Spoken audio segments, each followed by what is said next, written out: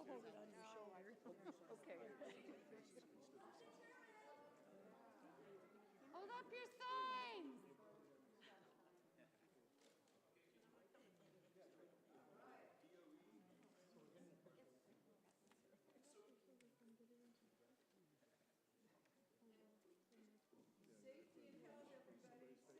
Safety and health.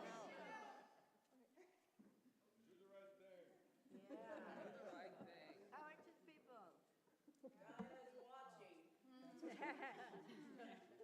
Protect our health.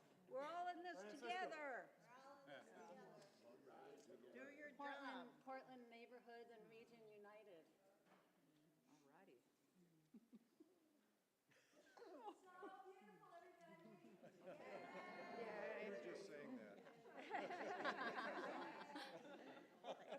saying that.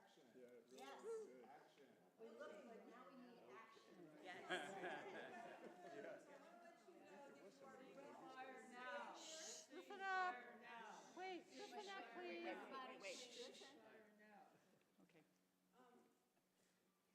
You're welcome to stay here through the press conference, which will be, we hope, about half an hour with some wonderful speakers and stand there beautifully. If you'd like to, please stay. Otherwise, please take a seat. We're going to get started with the press. And there are seats a little bit on the side here. We'd love people to stay behind the speakers if you feel like it. The speakers will be The speakers will be right here, and you just stay here. Just support their backs. Support their backs. Feel free to stay.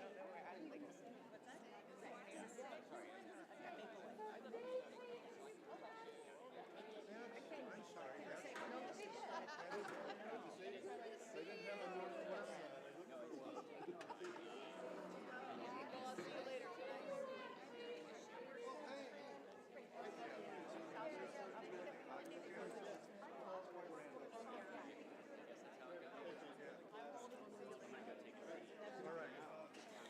Everyone who's in the sanctuary right now, the coordinators are asking if you want to stay, please stay up on the altar so that, yeah, if you need a seat, we'll bring one up for you, but please, it looks better with everyone up there. Okay.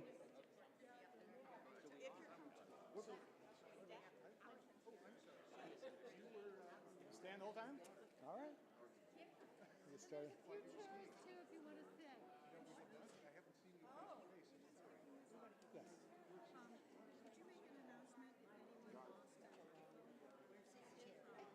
Where is it going to be, at the table?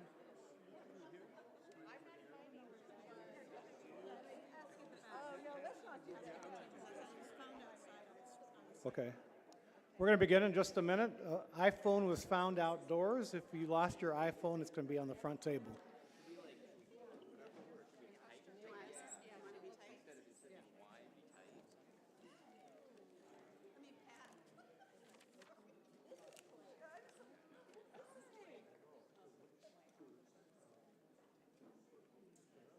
How you doing? Got it. Do you need tape on yours?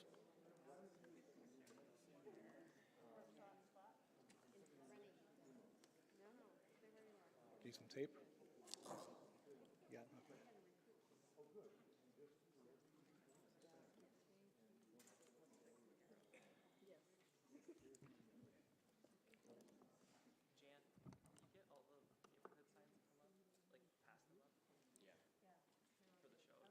We welcome you to this vitally important press conference on a critical energy infrastructure hub, the CEI hub. But we want to begin with the land acknowledgement.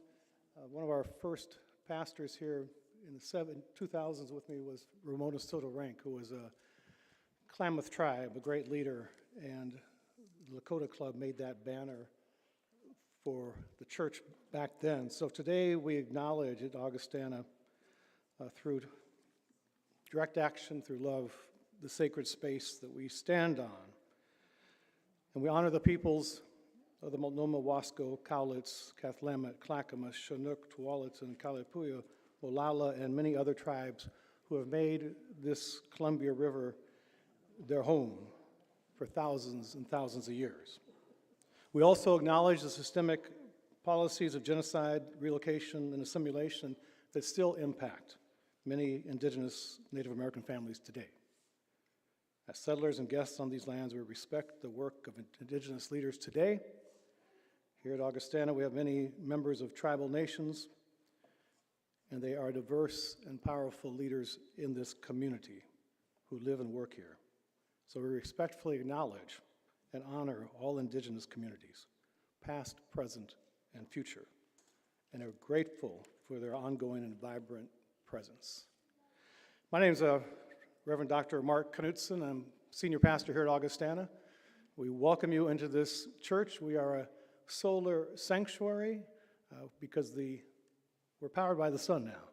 But we're a sanctuary church. Francisco Aguirre's back there working the camera right now. He lived in sanctuary here. So immigrants and refugees have a safe place not to be deported from.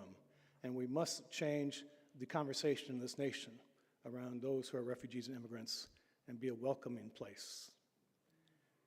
With that said, we welcome you to this very important press conference, and we thank all those who have worked tirelessly on this, and you'll be hearing from a number who will be speaking today, to lift this up before our communities, the need to act now. We want to thank the press who are here as well. We really honor the local press because you're storytellers. And without you being here, it would just be us gathered in this sanctuary. But your presence here and the ethical and good way you do your journalism is so important to all of us in community. With that said, too, I want to say we are live streaming this so you can access it later from the webpage. Well, I only have 3 minutes because I was encouraging everybody to be timely, so I will do the same. Why would we be meeting in a church today, you might ask? Well, you know as well as I do. In Oregon, our Native American spiritual leaders, Jewish, Muslim, Sikh, Hindu, Buddhist, Christian, other people of faith, and people of just good work have worked together for decades to weave the beloved community that Dr. King preached about. So our unity in our diversity is pure gift. That goes for all of who you are. You are a gift to this place. So as we gather here, we know in our faith communities the earth is sacred. Our interconnectedness with the earth and with one another is a sacred experience. In 1994, I was at the first White House Conference on the Environment at the Presidio, and on the third night, an ambassador from Mozambique spoke to the 350 of us. Only 3 of us were identified faith leaders. The rest were other leaders from places with the Vice President Gore at the time. And he got up and spoke to us that night. He said, the environmental crisis is a spiritual crisis because we're disconnected with one another and with the earth. And that's what this is all about tonight. I saw my please wrap it up sign, so I'm going to wrap up. And Nikki Mandel is going to introduce the speakers.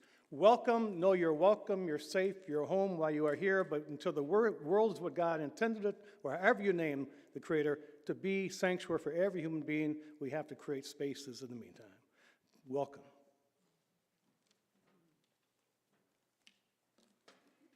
Hello, thank you, Reverend Knutson, and thank you to Augustana Lutheran Church for welcoming us into this space, and I will add our thank you also to the press for your very valued reporting on the CEI Hub and joining us today. We want to thank public officials who have joined us today for your interest and your public service. And if you care to make yourself known by, standing up, we would welcome to seeing you. Yeah.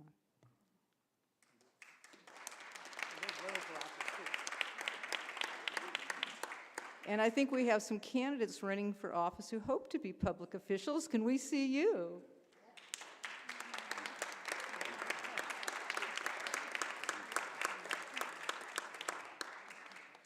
And a warm welcome to the concerned community members who have joined us here today. My name is Nikki Mandel. I'm part of the CEI Hub Task Force. Our task force is a group of concerned residents concerned about the dangers posed by the CEI Hub, which we'll be talking about here.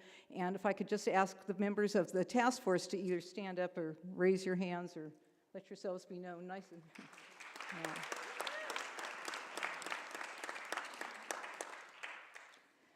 Our group of volunteers is dedicated to raising awareness, public awareness, of the human, environmental, and economic risks posed by the critical energy infrastructure hub. That 6-mile-long stretch of bulk fuel storage tanks that squeeze between Highway 30 and the Willamette River just below the northern reaches of Forest Park. Many people have been working on CEI Hub issues for years, some since the mid-1990s, when seismologists and later other scientists began to understand the risks posed by storing toxic fuels and other chemicals in what came to be understood as a highly dangerous seismic zone because they're located on liquefiable soil. With the added danger of it also being located at a wildlife-urban interface zone subject to the kinds of fires that we're all too well aware of. Yet too little has been done to prevent or mitigate a situation that could turn into a cataclysmic disaster at any moment. So a year ago, our task force began a concerted campaign to increase public awareness of the dangers associated with the CEI Hub.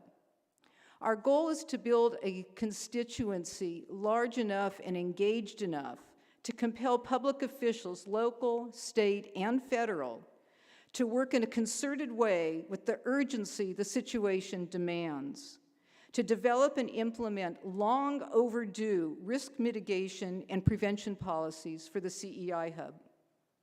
Toward this end, we talked with scores of neighborhood associations, community organizations, and faith-based groups.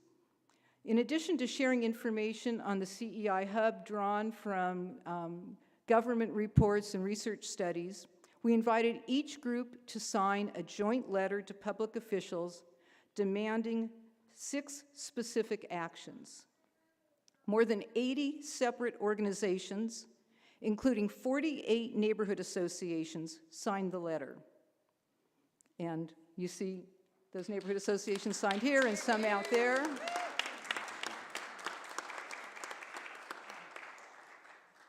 Today, we're announcing that we have sent that letter, signed by 85 organizations, to Governor Kotek, DEQ Director Felden, members of the Portland City Council, the Multnomah County Board of Commissioners, Metro Council, state legislators, House and Senate, and Oregon's federal delegation. The letter reminds these officials that we are all just one earthquake, one train derailment, one human error away from tragedy. It highlights 6 specific areas in need of their concerted, coordinated action. I'll summarize them briefly, but those of you in the press should have received the letter in your press packets, and we have copies of the letters out there which spell this out. Public education to ensure that area residents are aware of CEI Hub-related dangers and emergency procedures. Second, monitoring and remediation of pollution at the CEI Hub. Third, a new plan for Oregon's fuel storage that is grounded in a commitment to environmental justice and full community participation. Fourth, a mechanism to hold CEI Hub companies, not taxpayers, responsible for the full costs of any disaster.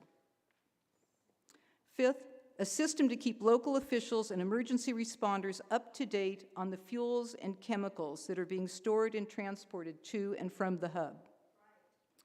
Sixth, monitoring Zenith Energy's operations to ensure full compliance with their contractual promises to the city and state, including promises about the safety of biofuels. These 6 actions are not random.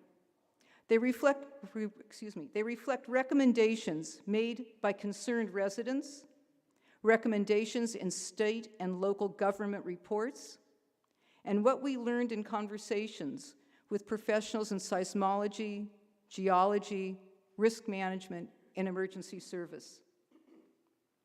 And we're honored today to have 5 of those experts with us to highlight the urgency of the issues raised in this letter to public officials. We've asked each of them to speak briefly, but we'll welcome questions from the press as follow-up. So first, I'm really honored to introduce Michael Pouncell, member of the City of Portland Planning Commission and Executive Director of the Portland Harbor Community Advisory Group.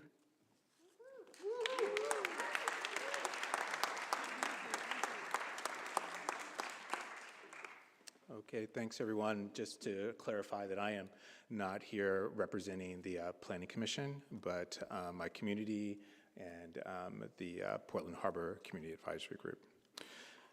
Portland and Oregon leaders need to make space.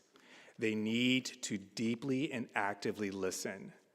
North Portland is experiencing slow violence of a toxic geography that is the critical energy infrastructure hub, what we call the CEI hub.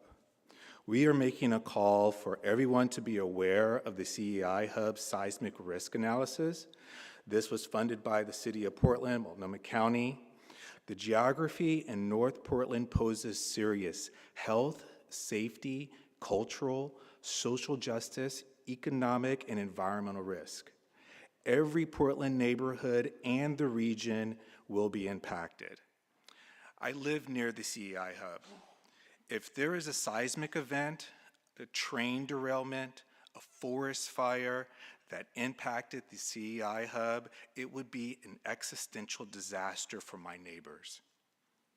Folks in Linton, St. John, University Park, Portsmouth, the whole peninsula will most likely be dead or severely impacted by massive explosions, toxic vapor, or the lack of emergency services and rescue. We implore you to investigate and look at Multnomah County and the City of Portland's data by Googling impact the fuel release from CEI hub. The data will explain very complicated substance toxicities of VOCs and PAHs. VOCs disperse in the air and are toxic when inhaled, impacting residents, first responders working on the spill, and air-breathing mammals in the marine environment. PAHs persist long after the spills. Studies in Alaska and Washington suggest that PAHs are harmful to fish eggs and embryos. We need action now. We need more daylight on the CEI hub. This slow violence from the CEI hub's toxic geography may seem out of sight for now, but all of Portland will suffer from its negative impacts. We need more leadership, education, preparation from companies, and frequent updates for local first responders on their toxic hazards that are stored on their site. We are asking for leaders to do more than just account and mitigate the potential damages. We want monitoring of tankers and transport of chemicals and oils. We want new plans for fuel storage. We want more media awareness and education of CEI hub's toxic geography. We do not want an East Palestine, Ohio, 100,000 gallons of chemicals spilled. We do not want a Mosier, Washington, 47,000 gallons of oil spilled. We do not want a Lac Megantic in Canada, 1.6 million gallons of oil spilled. We do not want a Custer, Washington, 29.9 thousand gallons of oil spilled. Thank you.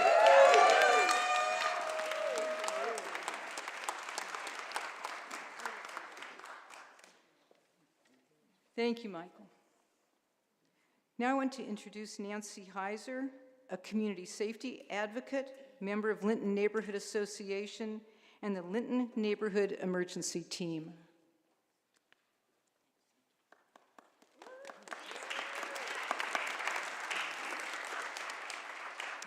Good morning. I'm Nancy Heiser, and I live in Linton, home to the CEI hub. When you look at the dangers of the CEI hub, it's not hard to understand. You can credit many reports, making it clear, and having once seen, you can't go back. The Cascadia subduction zone was recognized as a still active fault in the early 90s. Substantive reports of the seismic dangers of the hub began in 2012. Some of the people that wrote those reports are in this room. Multnomah County published a comprehensive report in 2022. And recently, their very sobering report revealed more deadly gas releases during a seismic event. Despite this substantial evidence and years of advocacy by the public, we are no safer now than we were 30 years ago. It's clear disaster triggers aren't limited to earthquakes, and we have two, the Cascadia offshore and the Portland Hills Fault underneath the hub. Lightning strikes are the main cause of oil tank fires and explosions worldwide.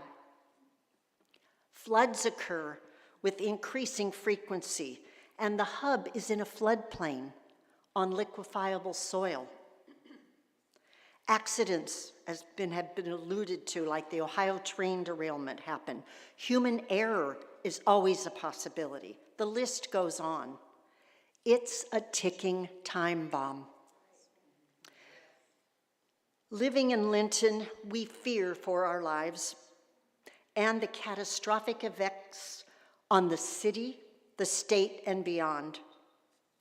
And we witness the ongoing poisoning of air, water, and land on a regular basis. Toxins released by tanks, trains, and trucks spread in air plumes to other areas, causing chronic health problems and cancer.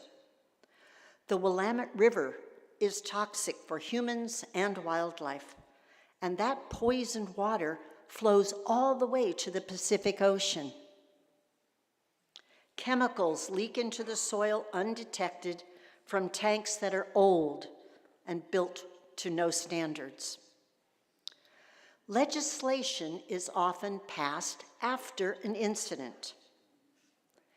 Given the predicted scope and magnitude of a CEI hub catastrophe, the loss of human life, environmental destruction, and billions of dollars of cleanup, prevention is critical. Officials must do more. Big Oil reported record profits to stockholders in 2022, $219 billion. How much did they invest in reducing the dangers? Why aren't facilities held accountable for the risks they present? Why is industry given permits that compromise communities' health and safety? Why isn't government oversight adequate to protect us? Last year, I served on the Rules Advisory Committee for DEQ. Mike, take a bow. Mike is here. He can talk to you later. There he is. The state's first ever oversight. Progress was made, but the program's limited scope will take up to another 9 years to make the hub structurally safer. There are critical issues right now that need all levels of government working together. Our city officials, those with land use jurisdiction, have disregarded community concern and advanced an agenda that prioritized and supported corporations. Moving ahead beyond Zenith, we need to turn a corner. Will the new officials, some of you here I hope, prioritize community rights for safety and health over corporate profits? Can we stop sacrificing the environment? For decades now, experts have revealed this reality that demands public awareness and action.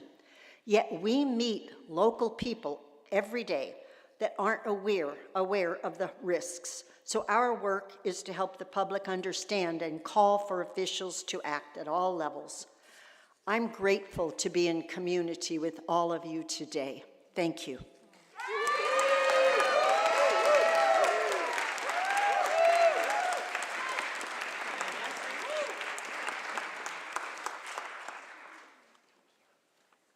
Thank you, Nancy. Next, we'll hear from Chris Voss, Director of the Multnomah County Office of Emergency Management.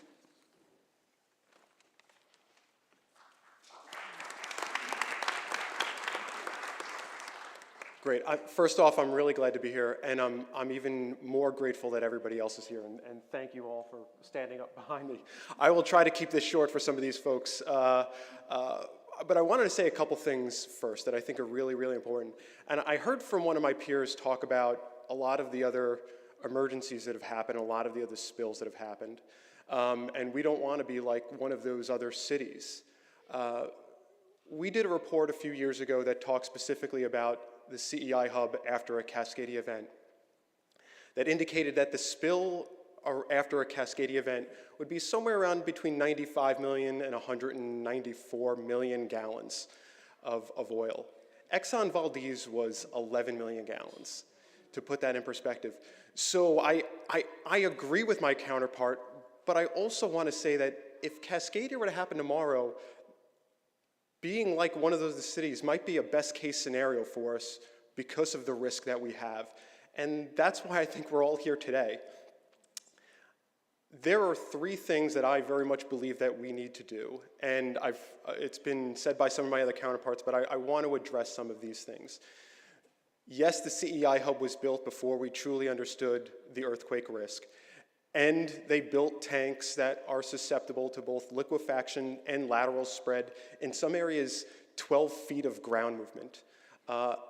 Really very, very significant. But now that we know and understand that risk, the three things that we need to do are, one, we need to improve the tanks that are there now. We need to improve their safety. Number two, we need to stop putting tanks and hazardous materials on our worst soils. And I want to say this because I think that some people misunderstand that a little bit. They're not bad soils. They're our worst soils. We've managed to hit the bullseye there, and now that we know and understand the risk, we've got to change that. And then the third thing we have to do is make sure that the organizations that are storing and continue to store hazardous materials in and around Multnomah County, that they're held accountable.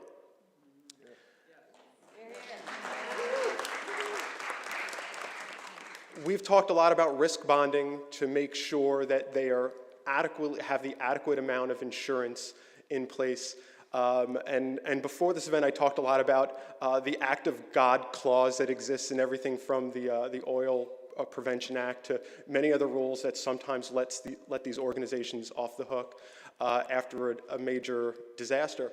But I will tell you, we've known now about Cascadia and a lot of these other hazards for decades. So it's not an unknown. We know it's a when and not an if.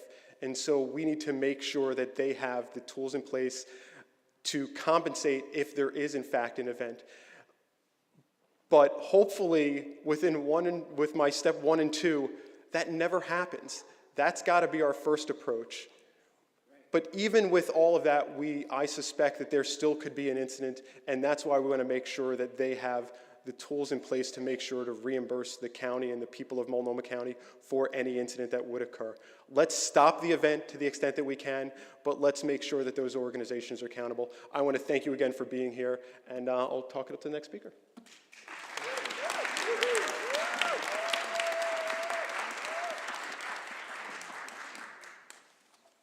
Thank you, Chris. I'm happy to introduce now Patricia Kohlberg, MD, MPH, Medical Director of Multnomah County for 20 years from 1988 to 2008. Thank you.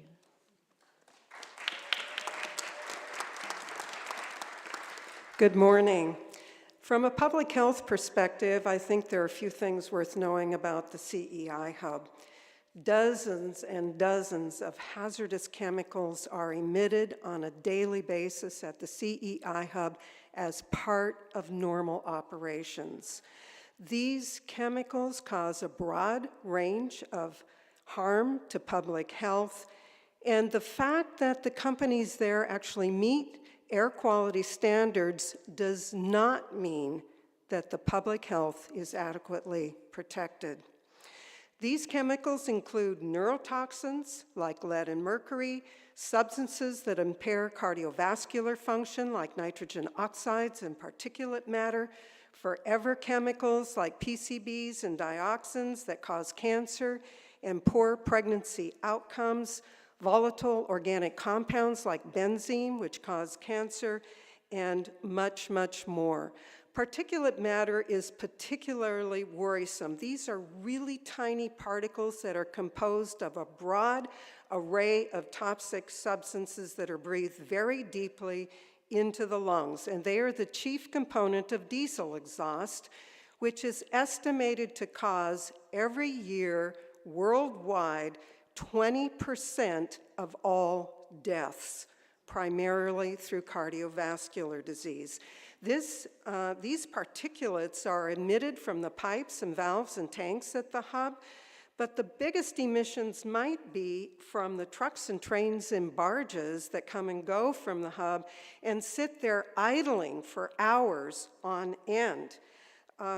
These tailpipe emissions, however, are not monitored as part of the normal operations and are unregulated, so we don't know exactly how much is being emitted. But furthermore, this traffic, trains, trucks, and barges, pass through north and northeast communities of Portland, of communities of color and immigrant and low-income communities where people are dying on average about 5 to 10 years earlier than people who live in other parts of the city.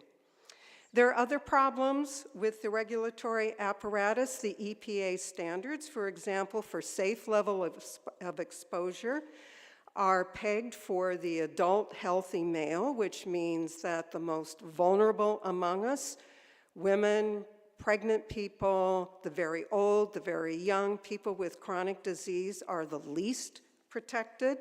The standards assume that people are exposed to only one toxin at a time, which never happens, and ignores the cumulative effect of simultaneous exposure. And some toxins have no safe level of exposure, including particulate matter. Companies are mostly required not to actually measure their emissions, but what they do instead is they take the volume of the fuels that are being passed through their facility and plug them into a formula to estimate their toxic emissions. The formula in question, the AP42, it has been challenged in academic papers and in the courts, and very often found not to adequately represent what is actually being emitted. Also, the companies are regulated as separate entities without taking into account the buildup of airborne toxics, which is surely happening in a space with so many polluters in such a tiny space. So in summary, Portland hosts a very toxic brew of chemicals that is being emitted into the already polluted air of Portland, and these can cause a large array of harms to public health, and the regulatory apparatus is not protective, and especially not for those most vulnerable. Thank you.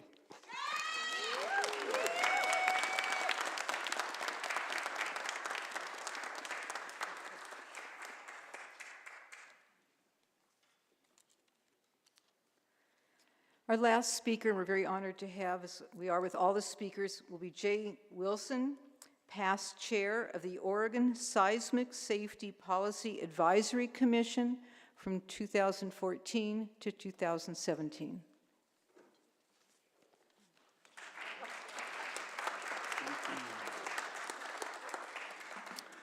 Good morning, everyone.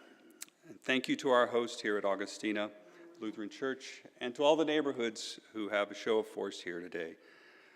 My name is Jay Wilson, and although I work as an emergency manager in Clackamas County, I'm not representing the county, but I'm speaking from the informed position I held as the past chair from 2014 to 2017 of the Oregon Seismic Safety Policy Advisory Commission, OSPAC, in the years after the release of the Oregon Resilience Plan in 2013. I'm honored to be a part of this discussion on the Oregon CEI Hub, since the location and setting creates a concentration of extreme risk to lives and livelihoods. You've heard compelling statements today about how truly terrible this place will be when the big earthquake happens, and I would like to provide some suggested direction. The support letter has a broad point that we need a new plan for Oregon's fuel storage that is grounded in a commitment to environmental justice and full community participation.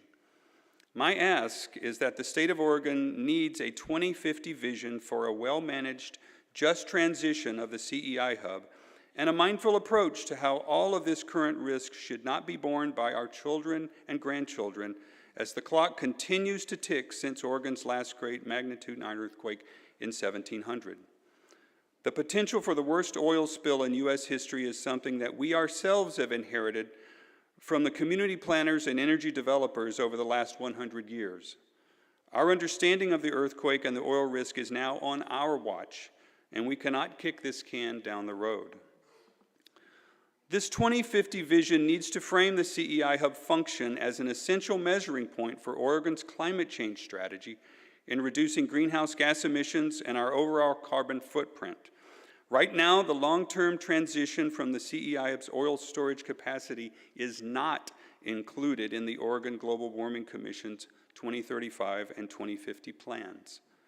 Shouldn't the volume of over 350 million gallons of daily petroleum storage that we currently use and need be something we measure as an indicator of meeting our long-term climate goals? Will we need to maintain this same oil storage capacity for the next 26 years?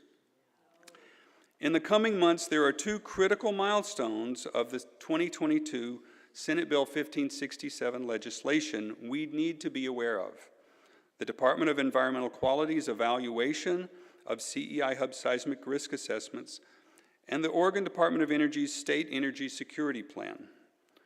On June 1st, the CEI Hub oil storage facilities must submit their seismic vulnerability assessments to the DEQ, Fuel Tank Seismic Stability Program, that include assessments for geotechnical, structural, and safety elements.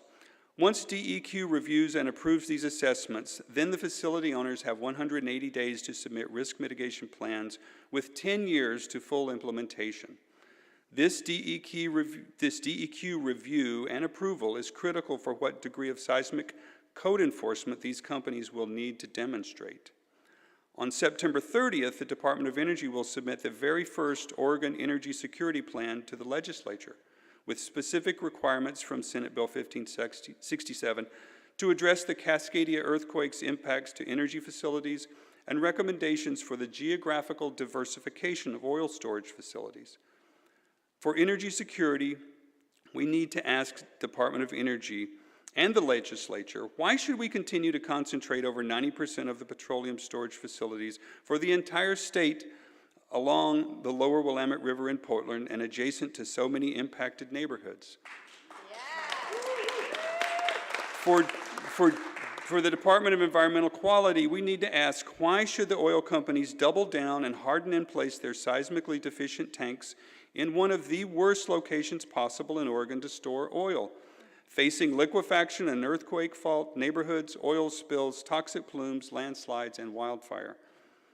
Where is the 2050 vision? I see these huge challenges as an opportunity, a pivot point right now to align and leverage our seismic risks to reach and supplement our climate change goals, our energy security planning, and our need to address environmental justice.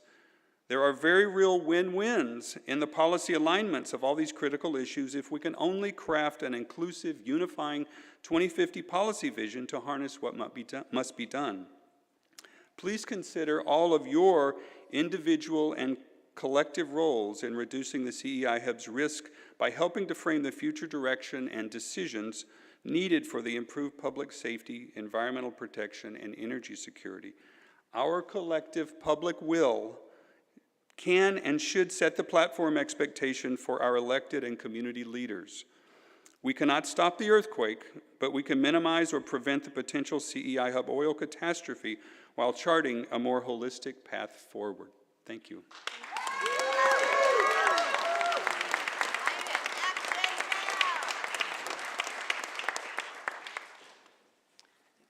Thank you again to all of our speakers, our experts here who have been helping to advise us on the task force and the public for quite a long time.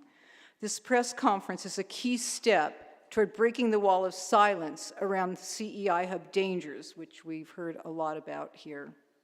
Our joint letter to public officials is a loud, clear message from 85 neighborhood associations, community organizations, and faith-based groups that they want concerted, meaningful action on a number of fronts.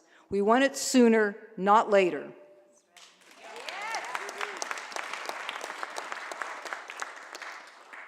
These public officials have the authority and the responsibility to protect public and environmental health and safety.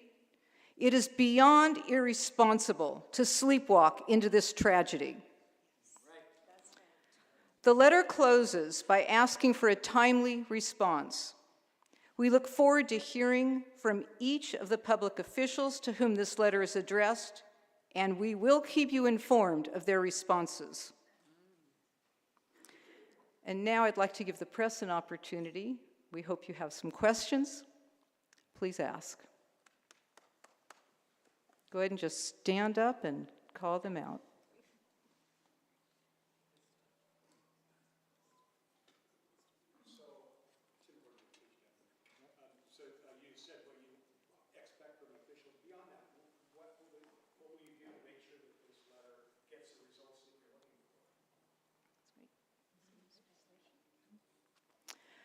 You want to speak to that? Go ahead. Go to the mic. Come to the mic. We're working very diligently with state legislators. Following 1567, there were issues that were identified by all of us that weren't covered by the bill. And activists are meeting and pooling ideas. Linton Neighborhood Association and the group of which I'm part of, Tank the Tanks, has drafted 6 proposals. The CEI task force has drafted 6 more. We're meeting with state legislators for the 2025 session. There was a bill to deal with the hazmat releases in the last session that didn't pass, and we know that we have to go back and do that. Dacia Graber is leading that call. The federal government is now involved, thanks to Yu Mei Wang. Merkley and Wyden and all of our representatives are looking at the CEI Hub. We are trying to educate those running for city council in the city. The county has been fabulous consistently with reports and suits, and we are grateful for that. So we're trying to move in a lot of directions. The most important thing is to educate the public, to get them to assist us, because we are limited. Anything else? Anyone else? Okay. Yeah. Thank you, Nancy. And I'll add that we've also been reaching out to candidates. We're very happy to have some of them here with us today, both individually and at various candidate forums with questions and information to help people learn about it, because a lot of people don't really even know this, even if they've been in the area for a long time. So we're using this as a launching point to reach out, as Nancy was just saying, to people who are already in elected office, to those who are running for office, and trying to put together platforms that will be a priority on the 2025 legislative session here in Oregon and local government, and because this is such a complex problem, will involve the federal government as well. Yeah. Thank you for that question. Mm-hmm. Jay, show him your picture. Jay has a picture of the stakeholders. It goes on and on, but he's going to tell you. The question is, who has the authority to actually require the movement of the hub? And I don't know that we have a specific authority for that. What I call out from Senate Bill 1567. It has a portion for the Department of Energy in making the energy security plan, this very first one, that they have to address Cascadia, and they have to examine the geographical diversity of oil storage across the state. And so starting in May, they're having their public comment period.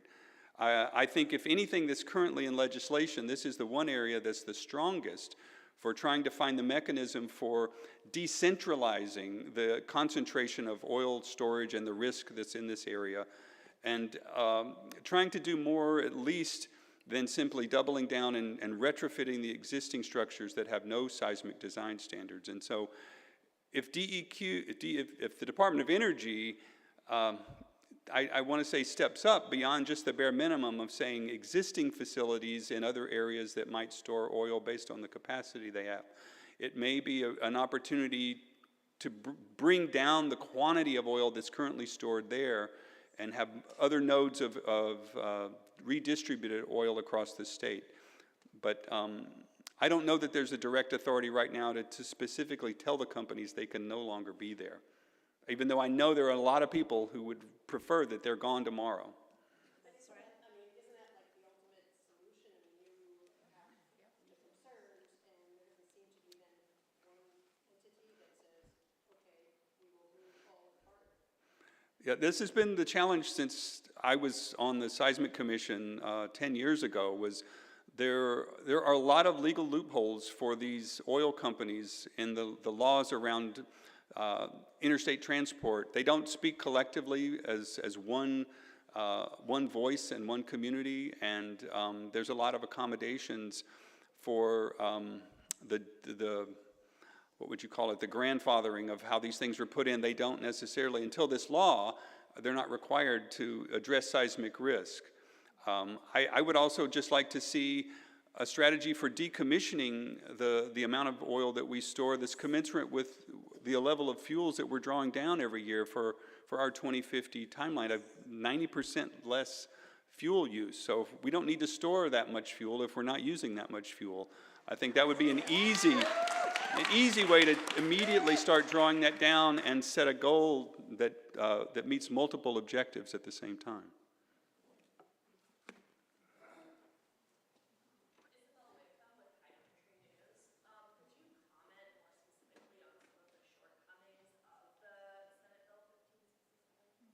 The shortcomings of Senate Bill 1567? Wow. Chris, you look like you want to jump up here. I'll talk. Listen, the shortcomings is a tough word. So the question was, what are the shortcomings with Senate Bill 1567? Senate Bill 1567 is a great first step. I don't think it's the only step we need to take. And there were conversations specifically as that bill was sort of, I was part of the RAC team as well that sort of looked at that bill. I remember I had one specific question where we brought up things like risk bonding, and there was really a question over whether DEQ could include that as well. And so I'm happy to say that I know that conversation between the county and DEQ is still ongoing, and DEQ sort of heard that question, but it did not end up in sort of at the end of where they ended up. So I think we should sort of acknowledge what 1567 is. It's a great first step, but I also, and I think everybody that was part of that, knows that there's more to be done.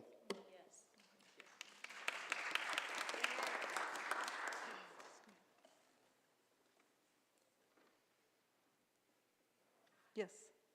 You're at the press, sir? Yeah. Okay. Could you tell us which organization you're with, please?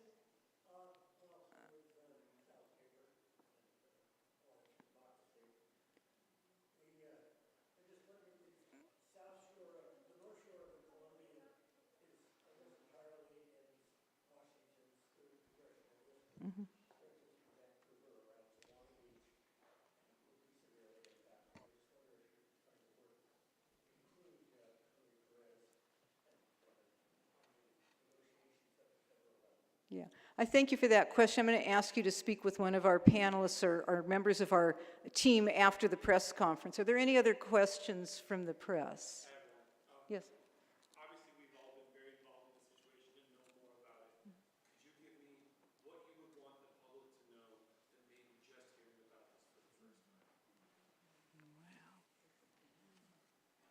I would want the public to know that in Portland, we store 90% of the liquid fuels, 100% of the jet fuels, and hundreds of other chemicals, all toxic and flammable, on liquefiable soil in an area that we know is prone to a massive earthquake, to a wildland urban interface fire, and that there are actions that have been recommended by public officials, formal studies that have not yet been taken, and that we need to urge our public officials to work in a concerted, coordinated way now.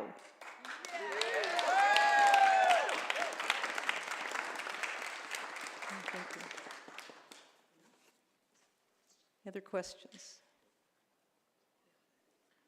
I would urge all of us, and thank you, to work in a concerted way to contact our public officials, to pay attention to our media, letting us know when those public comment periods are coming up and new reports are being issued, and all keep the pressure on to compel our public officials to respond to what the public needs, not only locally. This is a statewide issue, and I want to thank everybody here, and Reverend Knudsen is going to close us out. Thank you.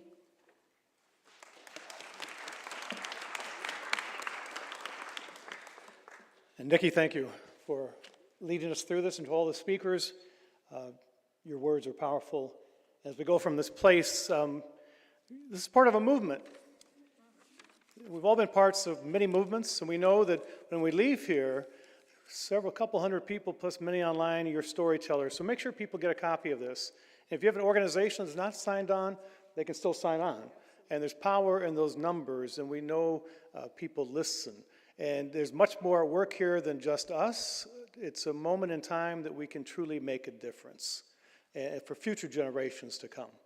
So you can't have a movement without music, so I've asked Marilyn Keller, who is a Jazz Hall of Famer, member of this church, to close us with a song, because we need to go out now. And my wife always says, love is a verb. In all of our faith communities and people of goodwill, we love one another and the earth we are part of, but love, she says, is active. So we leave here as activists, ready to share the story and to get to that place sooner than 2050 if we can. Let's do this together. Marilyn Keller, Augustana, please close us with music. I am connected to this movement. In the late 70s, my father, and by proxy I, worked at the Penwall Chemical Corporation. We created chlorine gas for evaporation for chlorine products. I believe that plant is still there, rotting on the banks of the river. So I'm adding my voice to this. And what we are doing here today blesses the generations to come. So I chose a tune that was performed by Karen Carpenter.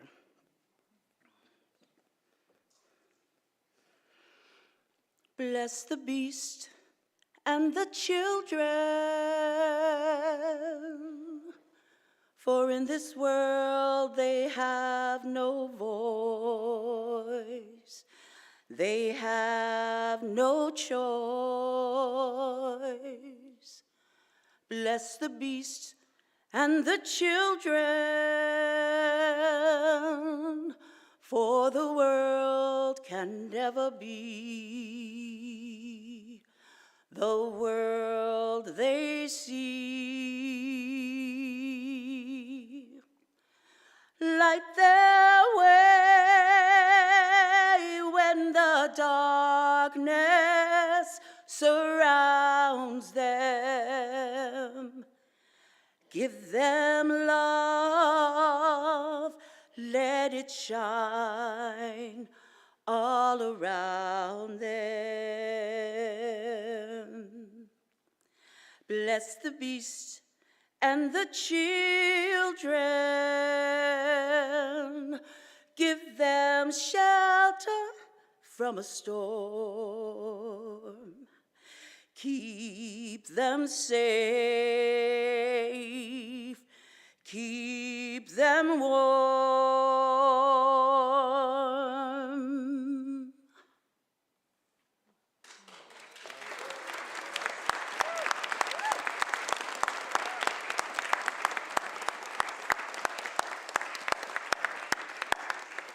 And may we all go in peace this day.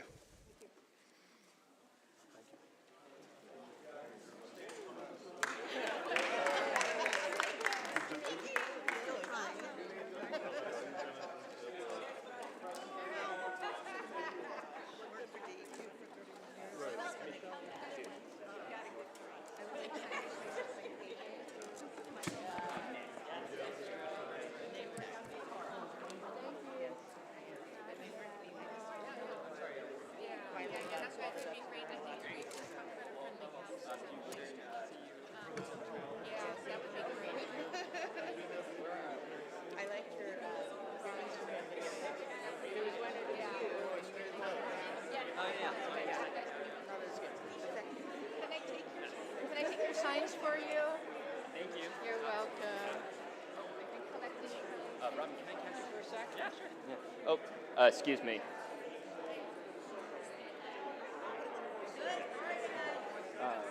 Awesome. Yeah. I'm running for county commission too.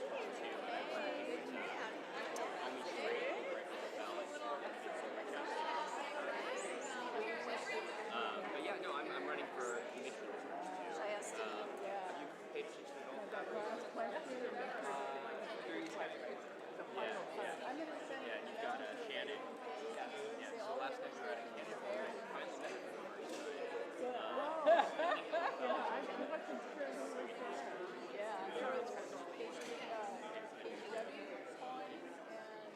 Yeah, he's a casting character.